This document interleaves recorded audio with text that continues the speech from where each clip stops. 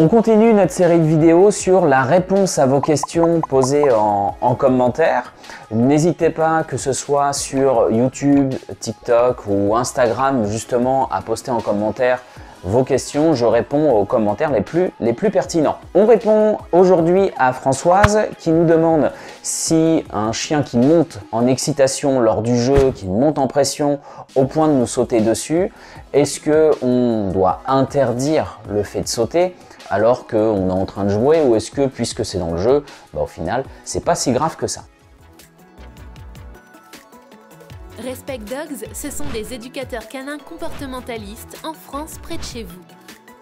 Demandez un programme 100% personnalisé sur www.respectdogs.fr. Retrouvez aussi nos formations en ligne sur Respect Dogs Academy.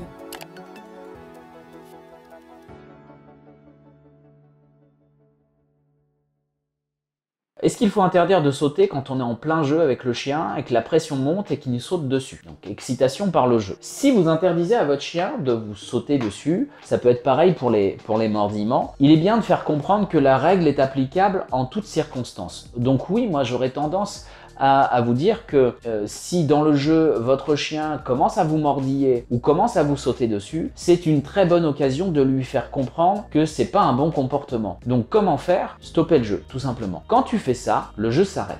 Là en plus on parle d'excitation par le jeu. Le jeu est un excellent moyen, que ce soit du jeu de mordant, que ce soit lancer, rapporter, vous tenez la balle, votre chien monte en excitation et commence par exemple à aboyer, vous sautez dessus, essayez de vous le prendre des mains. C'est un bon moyen de travailler sur sa gestion des émotions, de lui demander que c'est le retour au calme qui va permettre le retour du jeu. Donc si votre chien vous saute dessus à ce moment-là, stoppez le jeu, stoppez l'interaction, vous apprendrez ainsi à votre chien à faire un retour au calme pour réobtenir le jeu. Ça me permet de vous rappeler qu'il faut au maximum être cohérent dans les règles que vous mettez en place avec votre chien. C'est très difficile pour un chien de faire des nuances entre les moments où c'est possible et où ce n'est pas possible. Par exemple, nous sauter dessus, si c'est possible quand on est habillé pour jardiner ou que notre chien a les pattes sèches et dans la maison, il est évident que ce comportement pourra se produire davantage, même si votre chien a les pattes trempées, qu'il revient de dehors et que vous êtes prêt à sortir. Et là, on risque d'avoir une réaction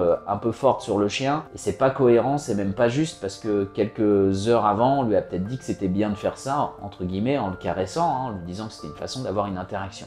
Donc soyez cohérents, sautez, mordillez si c'est interdit chez vous, gardez la même règle dans le jeu, dès que ça déborde, hop, stop, et on apprend comme ça à son chien à se canaliser. On peut jouer, mais il y a des règles à respecter malgré tout, même dans le jeu.